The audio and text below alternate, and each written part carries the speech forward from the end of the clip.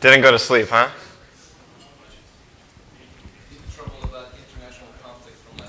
So yeah, that's a good discussion point. How many of you had some international conflict last night? Did you guys enjoy the diplomacy party? That's fine. That's fine. That's about as many as I expected. The 2 team captains that are awake? Yeah. You wanted it faster? 10 minutes was too slow? Yeah. Wow. Okay. So I've heard whispers that there might be an impromptu diplomacy game in the CTF village.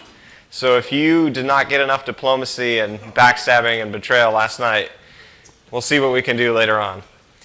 As far as today, we have a full lineup of talks and presentations in this room.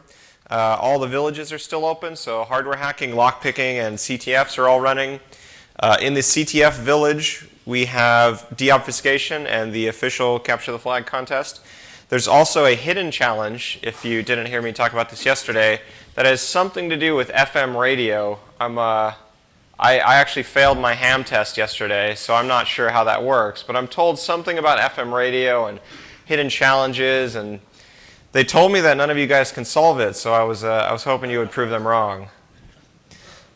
Other than that, if you're in the Tamper Evident the Room contest, you have 3 minutes to turn in your package. Otherwise, your source will die in this tale of spying and mystery and intrigue.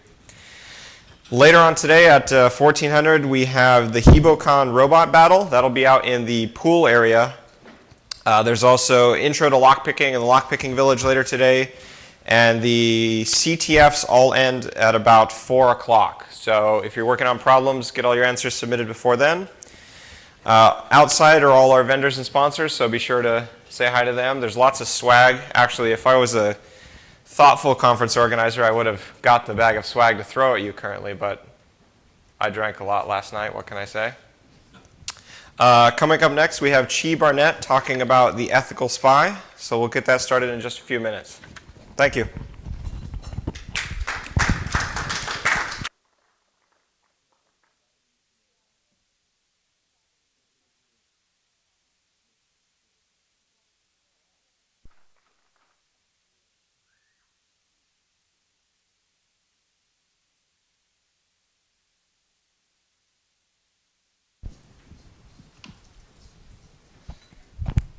Can you hear me now?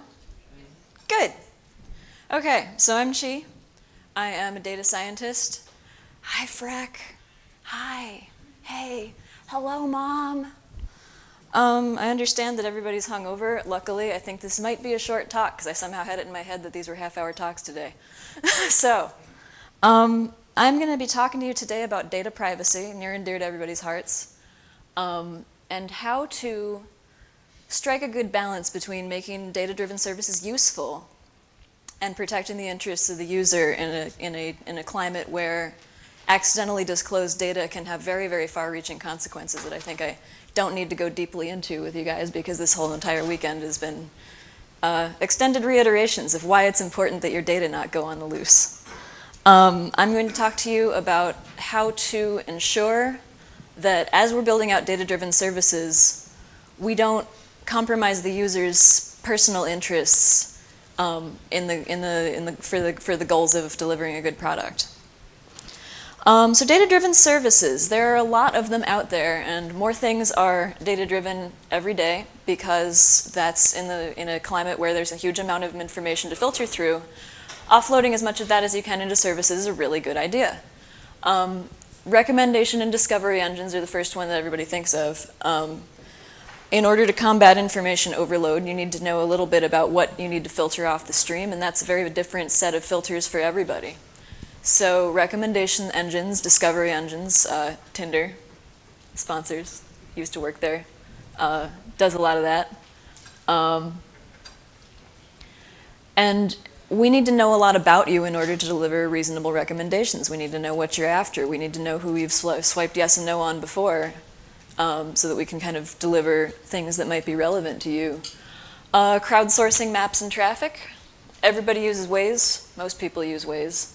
Everybody who uses Waze is giving up their location trail to a service that doesn't really disclose what they're going to do with that after you give it to them. There's probably a privacy policy. I've never seen it. Raise your hand if you've seen Waze's privacy policy. Anybody? Freck's like, ah. So that's a lot of information. If somebody knows where you are and who you are, they know how to get at you, and that's kind of one of the primary concerns here. The trouble is that if somebody knows your identity and your location, they can get away with a lot. Data-driven services are amazingly useful. The solution isn't to get rid of them. We want to continue sharing our information to make the things better, most of us. Raise your hand if you don't. Yeah? Silence? Everybody's too hungover to move? Science. But data privacy policies have a lot of issues. They exist. Where they exist, they're often hard to find. They're written in legalese. They are written in a language that really is meant not to protect you as a user. They're written in a way that instead is really pretty much there to cover the service provider's butt. The purpose of a data privacy policy is to, in obfuscated language, inform you, the user, what they're going to do with your data so that when you say, hey, what the hell, they can say, told you so. And that's not ideal. That's not oriented towards a climate of trust. That's not something that allows a user to really make an informed decision. It's not always easy to find these things. It's not always easy to review these things. And they are rarely flexible. If you're signing up for a service, the understanding is that it's on you to go and review what it is that you're giving away, what the consequences might be of that. Assess your own risks kind of in a vacuum without really understanding what's being kept or how it's being kept or who will have access to it in the future. And if you want to do that, well, okay, just opt out, don't use the service. That works sometimes. That can be an all right model. For something like Waze, it's kind of a no-brainer that if you're using that service, they know who you are, they know where you are, they know some things about the clusters of locations that you visit, so they know maybe where you work, where you live. That's pretty identifiable. And the fact that they don't really disclose to you in a way that's easy to find and easy to understand what they're going to do with that should just make you assume that, okay, well, if you're going to use the service, you're just kind of giving away a lot of autonomy. That's not good. That's not what I think any of us really wants. There's got to be a better way. Consent is sexy. People are throwing that around a lot lately. It's also really, really complicated. How do you consent? How do you, as a service provider, assess what it is you need to ask permission for? How do you deliver that to a user in a way that makes sense, that's comprehensible, and that can really allow a user to genuinely say, yes, okay, I understand what I'm taking in, what I'm giving you, I understand what the restrictions are on that, and I'm cool. An interesting model that I've decided to base the rest of this on is medical informed consent. Informed consent has a very narrow definition. It has the advantage of having been tried in a lot of courts. It's pretty well defined at this point. The reason why they've had to define it so well is because medical decision-making involves bodily autonomy. It involves risk to your life, your health, your abilities, you know. It requires a robust model of consent where when you are accepting a procedure that's going to be done to you, when you're accepting something that's going to put you at risk, you must be well informed as to what you're accepting. And you have to have a robust means to say, yes, I'm accepting this, I'm taking on these risks. Data can also get you killed. There are stories out for just about every dating site that exists of, you know, the person who accidentally went on a date with a serial killer. Sometimes it ends well, sometimes it doesn't. There are lots of people who don't want to be found by lots of other people for a variety of reasons. And if you are exposing your location, your Facebook ID, anything that comes with your Facebook identity, to a service, which may then sell your service in aggregate, but, you know, as a collection of points that's maybe anonymized, it can be discovered what your habits are. It can be discovered where you're going in the case of a location service. It can be discovered where you live in those cases. Right now, I'm working in home automation. We know a lot about people's at-home habits. If an attacker discovers this, it's trivial, even without access to the command interface, in which you can turn on somebody's lights or open their door. You know when they go to bed. You know when they get up. You know when they're usually out. If you have their location clusters, their habits at home, you know a whole lot about them, and you know enough to mount an actual legitimate physical attack that could pose a serious risk to life safety. So data can really get you killed. And so I believe that a medical informed consent model is actually a really, really good way to base discussions about this going forward. Now, what is that? Luckily, like I said, the lawyers have been all over this, and there have been identified 3 major components to consent that is informed. It's necessary that there be disclosure. The person consenting needs to understand what's being done. If I say, oh, hey, can I do this procedure on you? And you say, oh, yeah, sure. And you have no idea what actually that entails. Will there be anesthesia or not? Will there be surgery? You haven't necessarily consented unless you understand what it is you're consenting to. This seems fairly basic, but it actually, has been tried and retried and enshrined into law. How do you disclose these things? What is important to disclose? And how you make sure that someone has understood this. Next, it is necessary that you have the capacity to consent. If you are very young, you can't consent to things. Medically, the age is 13, I've been told, in the United States. Relatedly, probably, there's a law called COPPA, which is the Children's Online Privacy Protection Act, which is behind the existence of all those forms on websites that you sign up and you say, I am at least 13. 13 seems to be the generally accepted age for people at which somebody can accurately assess risk enough to make medical decisions for themselves in order to make privacy decisions for themselves. So that's the working definition that I've adopted. It's also necessary that you in general be able to exercise autonomy responsibly. If you've been declared incapacitated, you may not be able to consent. Finally, and this is a neat one and this is a tricky one, and I'm going to go into this more deeply later, it's necessary that consent be voluntary. And what that means is that you cannot be coerced. Now, what's coercion? Obviously, if somebody's got a firearm and they're pointing it at your head and they're saying, consent, it's not consent. That's clear-cut coercion. But what if someone's saying, well, you have every right to decline. You don't have to do this. But you really should do this. And there's social pressure in place such that you don't feel like safely you can say no and be in a defensible position. Or you don't feel like you can say no and avoid consequences that you don't want, that are not related directly to the lack of consent to this service. Is that consent? Legally, it's held that that is not. If you do not have and perceive the ability to say no, you cannot say yes. So these are the 3 components that I'd like to use as our working definition of what consent entails and how it can be assessed that someone has consented to have their information used by a service.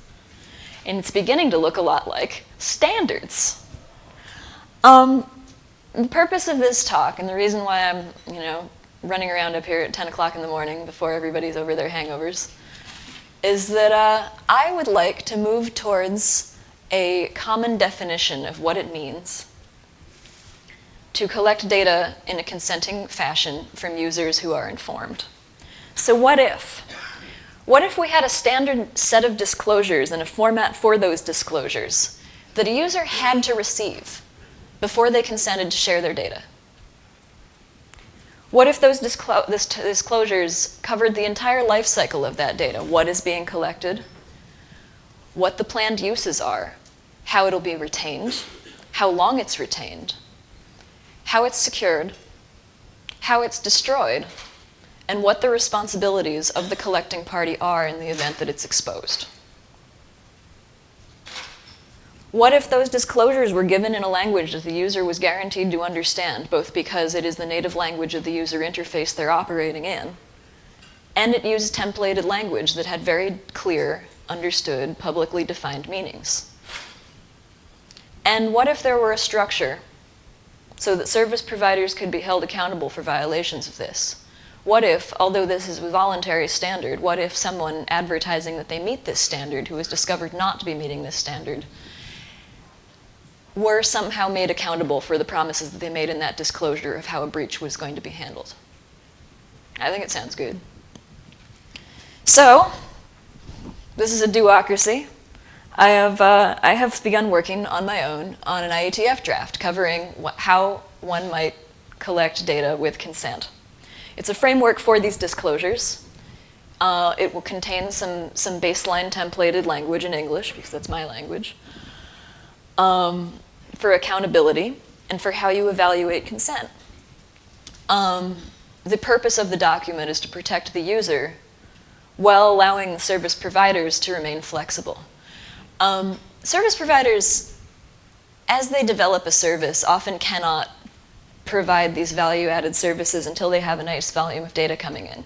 So how do we cover the case where you have a planned future feature, you need to collect some baseline data, but the user, by failing to share this, is only making the service development situation worse. They're not actually impacted themselves. There's no advantage immediately for the user to share this information. It's just a voluntary thing to help make a service better. How do we disclose that? How do we say, well, we'd like to collect this from you. We don't know what we're going to use it for yet. How do you disclose that in a way that allows somebody to say, well, yes, that's a risk I'm still willing to take because this seems neat? The draft covers changes in a user's status. What happens if someone becomes incapacitated? What happens if somebody dies? What happens to their content? What happens to their metadata? And it's designed to provide a groundwork for trust between service providers and users, because right now, I don't feel that exists. I don't feel that there's a real baseline for saying, okay, well, the disclosures, the privacy policies that exist, they mean something. When I see a privacy policy listed, even if it's there, even if it's accessible, my first thought isn't, oh, great, they're protecting me. My first thought is, let me read this very, very carefully, because I know that this is to cover somebody else's butt, and I know that this is not designed for my protection. It would be great if we had a standard that people could voluntarily abide by that that allowed for a better model. So, like I said, I prepared a much shorter talk than I realized I should be preparing, but that's kind of good, because I really want to open up the floor for you guys to contribute. One of the things I'm hoping comes out of this is that any of you who are interested in this idea and think it's cool, feel empowered and ready to come talk to me, and to that end, and to start some discussions, I've got some open questions. One of the things I'm interested in evaluating is how you define capacity. Is 13 a reasonable age? Should there be an age limit on consent for privacy? How do we handle someone who's legally declared incapacitated? Audits and validation. That's always tricky in a voluntary standard, and I would say that maybe this is my biggest open question right now. How do we decide that someone's compliant with the standard? Say we've got this published, we've got an RFC, somebody says, okay, well, we're RFC mumble compliant. Okay, they said so. If we're really fostering trust here, we actually have some sort of certifying board that says, okay, well, you might be audited, and we might come look and say, well, were you actually implementing this standard, or are you just saying that to screw people around? Content versus metrics. I'm going to go through in a minute. I'm actually going to throw unfortunately, the conversion site that, there's a tool that allows you to develop IETF drafts in XML and then convert them to the standard RFC format. And I was like, oh, great, shiny, I'll just write it in XML and I'm going to convert it and show the converted version. The online version of the XML converter tool is down, and I can't get it to install on a Mac, so it's great. But everybody here can read XML. You're all hackers, so I think we're all right. So I'll throw that up in a moment. The language of the draft makes a distinction between content and metrics, content being something that's intended for consumption by someone other than the service itself. Metrics being machine-readable information that's provided to the service for use by the service. So, on Facebook, your browsing, your click history is a metric. Your age, your demographics, that's a metric. The content you're posting is obviously content. Sensitive data versus non-sensitive data versus PII. There's a lot of information that one could reasonably collect. Some of it doesn't matter. There's some information that we might be able to say is harmless, that you can always snag because it's so innocuous. The username someone just chose for themselves, is that sensitive? Is it non-sensitive? PII is personal identifiable information, and that's got a very narrow legal definition, and so we're pretty covered on that. But there's a large, large universe of data out there that is not covered by a standard definition. How much of it needs to be protected? And another big one, how do we communicate risk? It's one thing to tell a user, JRandom user out in userland, you're agreeing to share your location trail. If someone is not accustomed to thinking about this, they might say, okay, well, you can see where I was. Cool. You can retain that indefinitely. How do we communicate in a way that's clear? That this is not something you maybe want out there. This is something you need to be protecting. People kind of don't think about this outside of rooms like this. People are willing to share all kinds of things, and that's handy for me as a data scientist. It's great that I have a big data set, but I'd like to know that I haven't collected it unethically. So how is it that we communicate to users what they're putting at stake? What things are considered to maybe pose a risk to your property or your personal safety?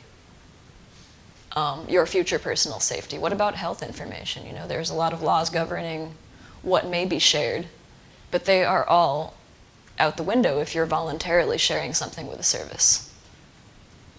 How do we communicate to a user that that might not be a good idea? What I'd like to do now is throw the draft up here, and I apologize for the formatting because it was supposed to be a lot shinier.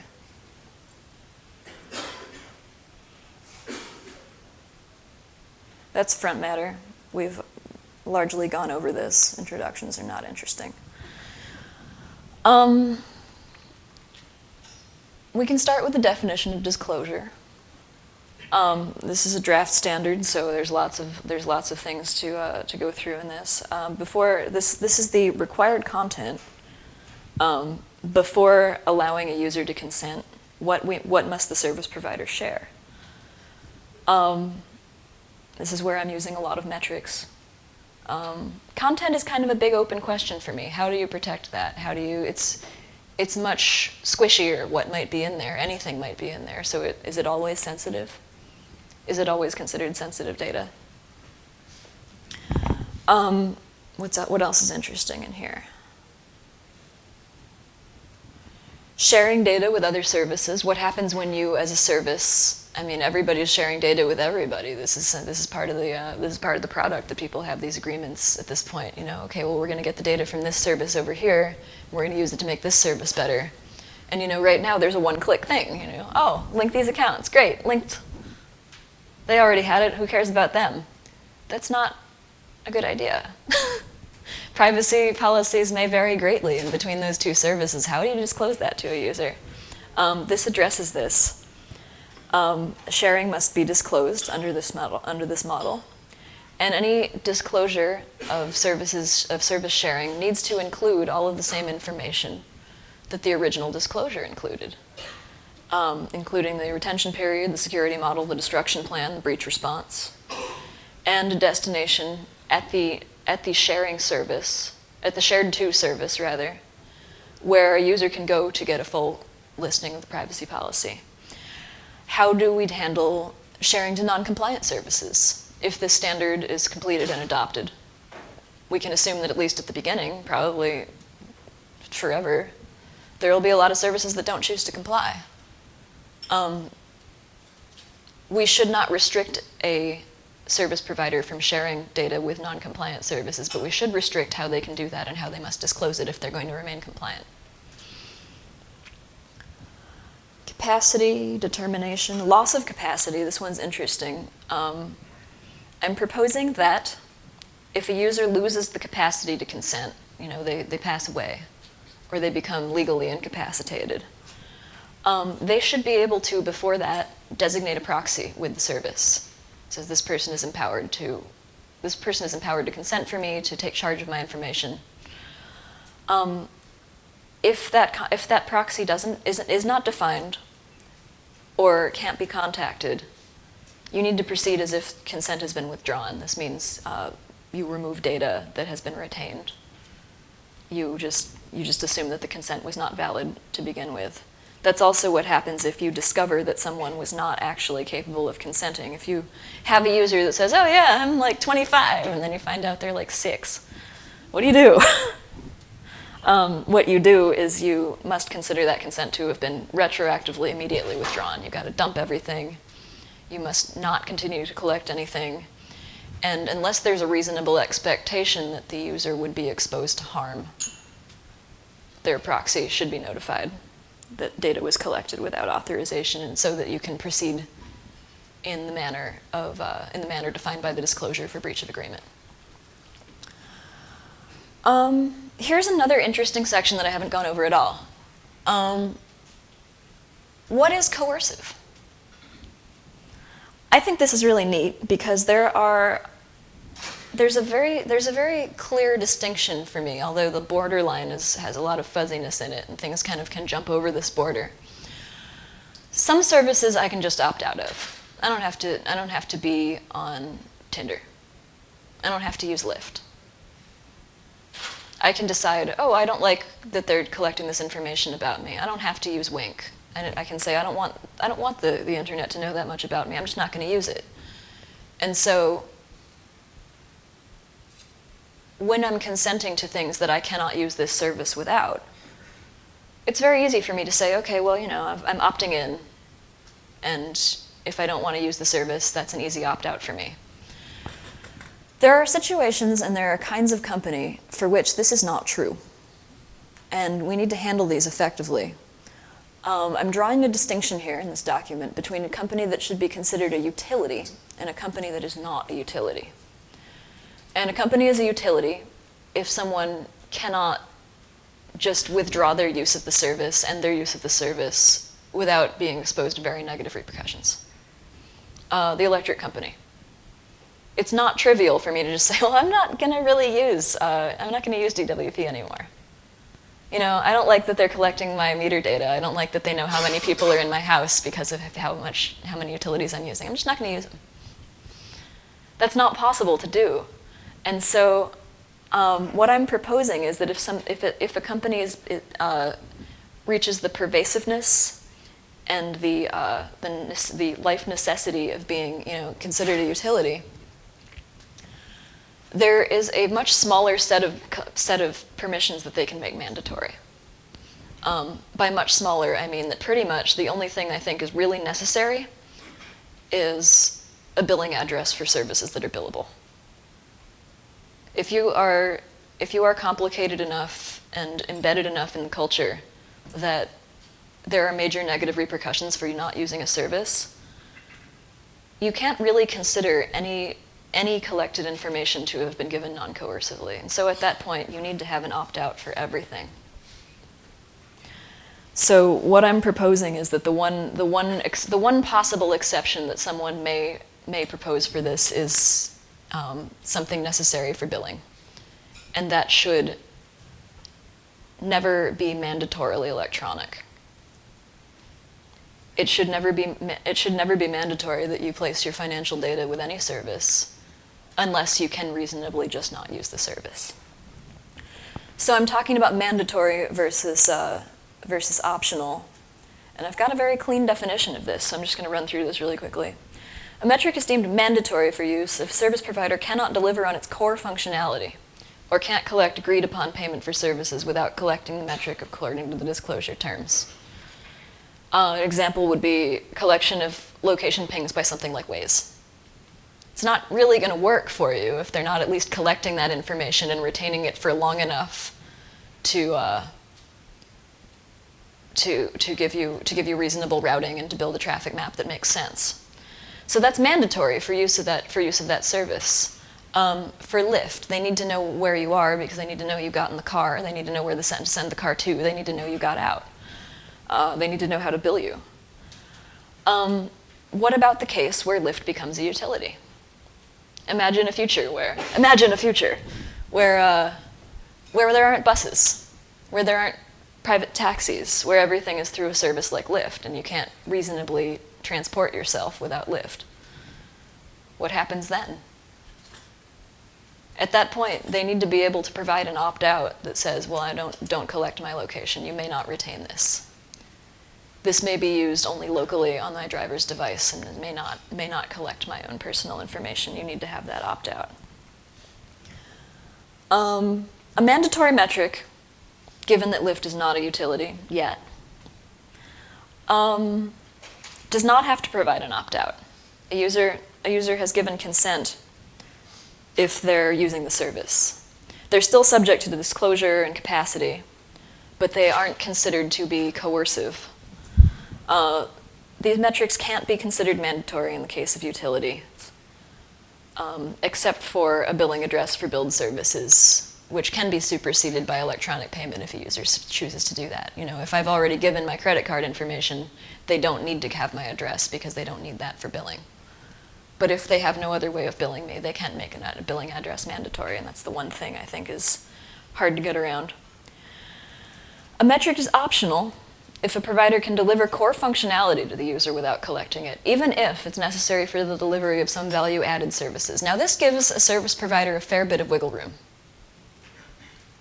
What's core? That's really a determination to be made by the service provider. You know, what's a good one? Oh, is Tinder still Tinder if it's not giving you location-aware information? Probably not. Is Tinder still Tinder if it's not filtering on your demographics? Sure, probably. So this leaves a lot up to the service provider to determine what's mandatory, which is why I've placed this restriction on utility companies. Because in that case, they could just define lots of things as mandatory, and then you'd be over a barrel, just like we already are. So an example of a value-added service that provides additional utility but isn't core functionality is long-term retention of past searches, long-term retention of location pings, to determine where as a user you like to go. Where's home? Where's your office? It's possible to use Waze. It should be possible to use Waze without exposing to them that information. At that point, you need to allow a user to stop collecting it. But in order for this to be consenting, you need to disclose it well. And part of the disclosure in this case is what happens if I opt out? Which services will degrade? Part of the boilerplate languages that I'm proposing covers how you tell a user what's going to suck if they say no to something, what they're going to lose. Because you can't assess risk without knowing both what's in it for you and what you stand to lose. You can't make decisions without those two pieces of information. And so in the case of opt-outs, you have to disclose, what is it that's not going to work? Which brings us neatly to some of the special considerations. What about innovation? I touched on this briefly before. Service providers often are working on things in the back room that require information that is not necessary to deliver any current services. Now, part of a disclosure, as I've mentioned, says this is what we're using the data for. For a feature under development, you may not wish to disclose that to a user yet, because you may not wish to disclose that to your competitors yet. This covers what you do in those cases. Any such metrics that you want to collect because you're developing a future service need to be treated as optional and provide an opt-out. In that description of the opt-out, it must confirm that you will not degrade any currently available services. That what you stand to lose right now by not opting into this collection is nothing. You must clarify that, because otherwise you may be coercing someone by providing incorrect information. But you may inform the user that the quality of future services may be impacted. Otherwise, nobody would do it. Alarm fatigue. This is something that happens.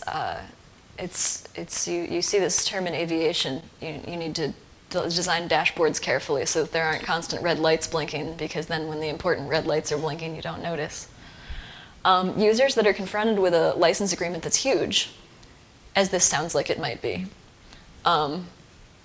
might feel pressured to just say, oh, well, hell, I'm not going to read all this. Just say yes. That's not consent. That's not informed. You've bypassed the disclosure by baffling them with bullshit. This is not to be allowed. And part of this standard needs to define not only what must be disclosed, but how much of it should be disclosed. You know, how much you should bombard the user with this information.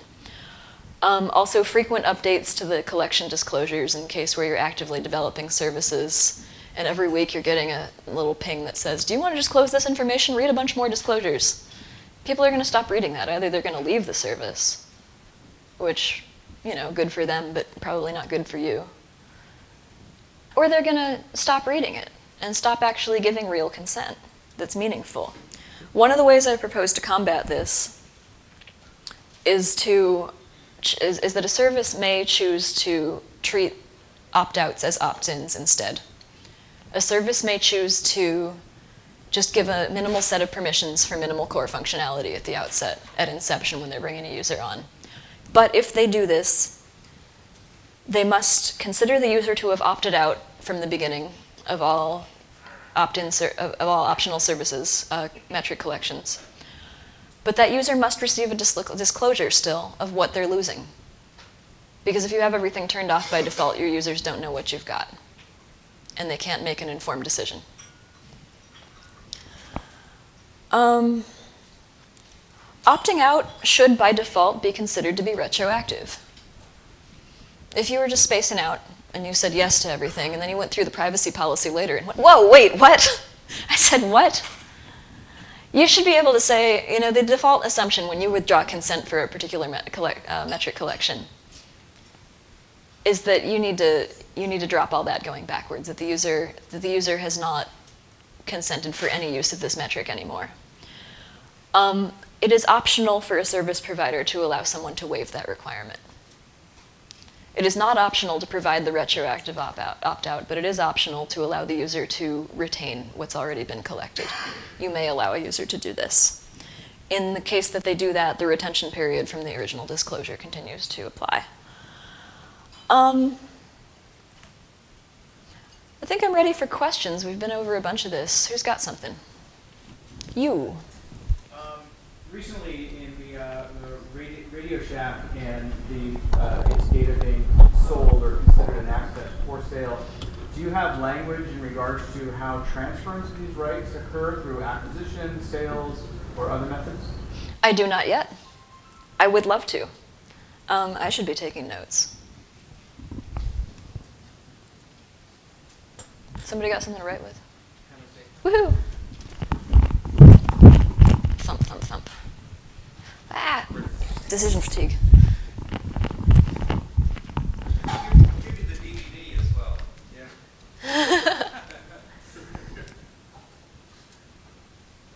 Acquisitions, that's a very good one. And I would like to invite anybody who's interested in this to come and talk to me later. I'm actively seeking collaborators for this draft. I would love to see this accepted as a standard for people to join, and it's not going to get to there without a lot more experience than mine.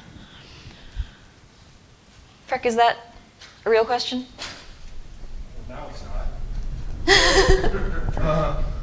Basically, you were talking about PII, things that are not PII, and how we collect and maintain those. Mm-hmm.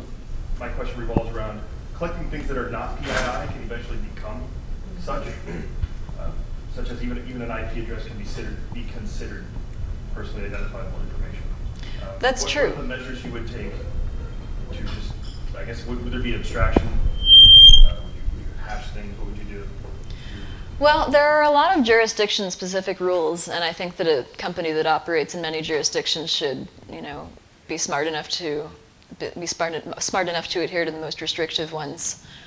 For PII specifically, there already are a lot of laws in place that tell you how you must encrypt things. That's part of the security model that needs to be disclosed. But the thing that you've brought up that I think is exceptionally interesting is what happens if something's status changes? What if the jurisdictional definitions change and something becomes PII that was not before? Especially if you collect enough data, it's inferred. Uh-huh. If you can link it to a person or a place, Yeah. probably something like PII. One way around that is to consider everything sensitive and treat it as sensitive, and let your sensitive definitions for the disclosure and protection of sensitive data be very conservative and essentially treat everything as PII. That's the safe approach. Alternatively, you may collect data that's sensitive but not PII and not protected according to the PII rules. But at the point at which it becomes PII, you would need to handle it essentially as a breach.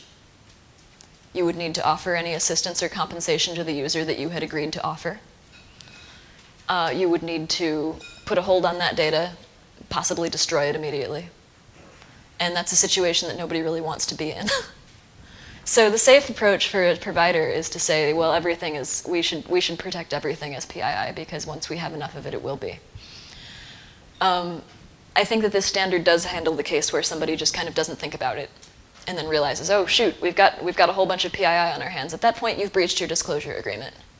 And this handles what you do in that case. Although that's up to the user. I mean, this is consent based on the part of both the user and the provider, is the important thing to realize, is that it's up to the provider to say, well, okay, these are the compensations we're offering in the event that our agreement gets breached. That's part of your risk assessment. Do you want to do this or not?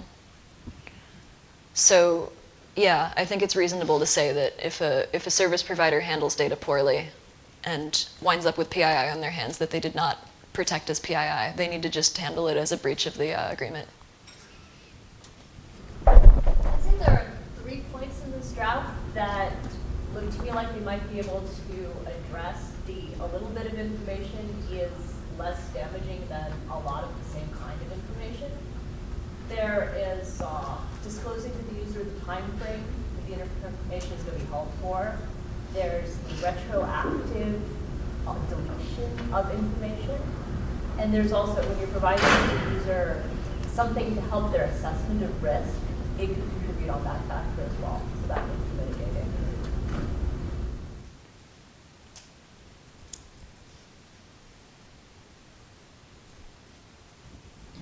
Who else? Questions, queries? You again. You again. Another question would be, what type of protection is there on my data held by a third party from the government or law enforcement saying, hey, Waze, how many people showed up at this hotel at 10 a.m. Saturday and Sunday on this weekend? So we can assess how many people go to LayerOne. That needs to be part of the disclosure. Anything that exists and is retained can be assumed to be vulnerable to government subpoena. And that needs to be part of the language on disclosures.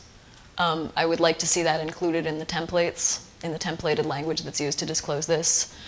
Because basically the only thing that makes you safe from the government saying, hey, so about that, you know some things. The only thing that really protects you from that is not retaining. Or one-way encryption, and then you still probably have to hand over your hashes. It just might not do anybody any good. So that definitely does need to be legitimately addressed, because that's certainly part of risk assessment. That's something that any user needs to be told and reminded of anytime that this is a choice that they're making. If you're allowing us to retain something indefinitely, that means that anytime the government wants to know about that thing about you, they can get whatever we've got. Security models mitigate that. If I'm one-way hashing all my content with a reasonable algorithm, then retrieval would be difficult. And I might decide that's an acceptable risk, but I need to decide that's an acceptable risk. You. Was your goal with this to only protect individuals? I can see this being applied. I mean, I think there are cases where this would have applications where companies do things, say, with their employees' data, which they might not want to do later on. Interesting. As a voluntary standard, this could apply to anyone, I suppose. At this stage of things, I'm not trying to enshrine this into law or anything. That doesn't seem very voluntary to me at all. But I can definitely see other applications for this in terms of disclosures of retained data. Certainly a company could adopt this standard when dealing with employee information internally. Companies could adopt it when dealing with information they've received from other companies. And in that case, the user is presumed to be the company, the entity acting as the company. Who consents in that case? How do you assess capacity? That's, I think, an open question. And I'm going to write it down because it's an open question.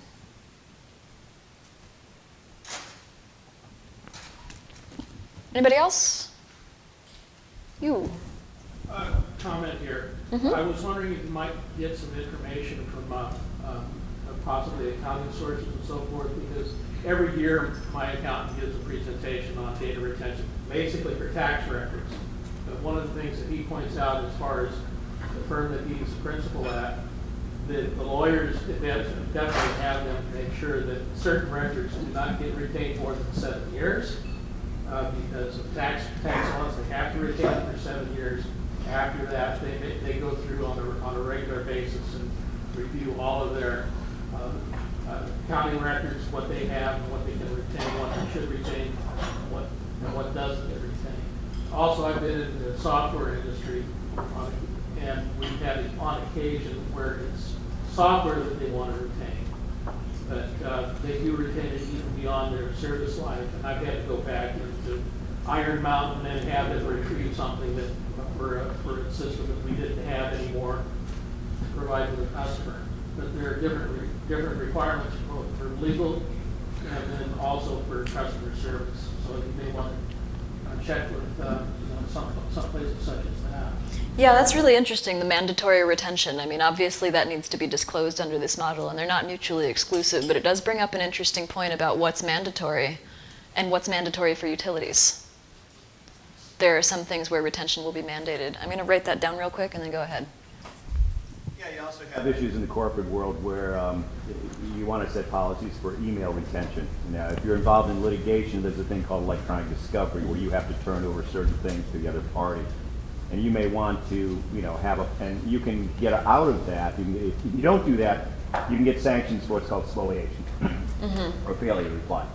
And you can get out of that if you have a written policy that says we only hold our emails for 2 years and then they're destroyed. But you have to have those policies and you have to follow them through and things like that. So, to follow up on his comment, there are situations where you need to be aware of, and you need to police those things within your own individual self and organization. I mean, how many of us have emails that go back years and years and years and years that we go, wow, I didn't realize I've got stuff from 2001 or some crazy number, right? Yeah, exactly. I mean, how do individuals notify individuals that they're going to retain communication? Nobody really thinks about that. You could adopt this standard personally. There's a lot of variance. And just to say, and to comment on a previous thing on, well, I don't want to have people know how many people were at LayerOne. There's an easier way. You send your guy in to show up and buy a ticket. He walks around with a button camera. I've got all your faces. I know how many people are here. I didn't have to do any fancy, subpoenas or warrants or law enforcement kinds of stuff that you're worrying about, because there's other avenues to get that information. Just as we have other avenues to attack a system, you have to look at the total picture. Yeah, meat suits aren't very secure. No. Anybody else? I think I'm almost out of time. I think you're the last. Do you anticipate the boilerplate being amenable to something like what Creative Commons does, where you can boil it down to logos and shorthand for the most common scenarios in order to prevent alert fatigue and merge understanding? I think that's a very good idea. I think that anything that can kind of pass standard templates by reference where everyone understands the definition of this is available somewhere else and everyone can go and be informed about this. I think that that's possible. You must, of course, include a link with everything that you disclose in this way to somewhere where you can discover the definitions of these things easily. And they need to be people readable. But yes, I think that's shorthand, essentially. All right. Well, I seem to have filled up my time. This has been super fun. Thank you, guys.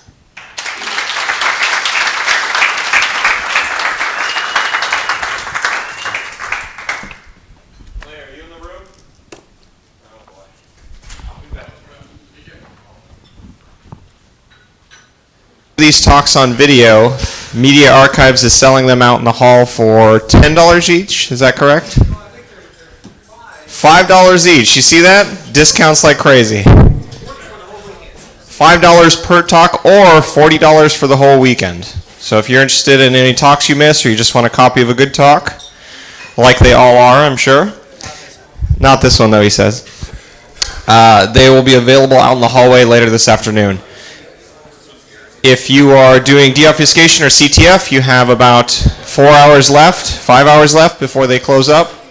So finish up your problems, get them submitted, get those points, get to the top of the scoreboard.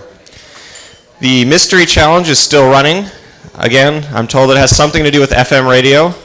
You guys would probably know more about that than I, so please win that contest for me. Other than that, later tonight after we wrap up the last talk at 5 p.m., we're all going to head over to the 23B shop down in Fullerton. It's a local Los Angeles, well, local in quotes, Los Angeles hackerspace. We're going to have a big barbecue. The next speaker is actually from 23B, so he can give you the address and all these things. You guys have the internet. I usually say it's like a contest. If you can figure out how to get there, then you're welcome to join us at the after party. If you're from out of town and you're looking for some ride shares, I think around 5 p.m. we'll try and figure that out. So if you're willing to give a ride or you're looking for a ride, meet in the lobby area or the pool area and shout at people. Otherwise, our next talk is going to get started in a few minutes. And have a wonderful day.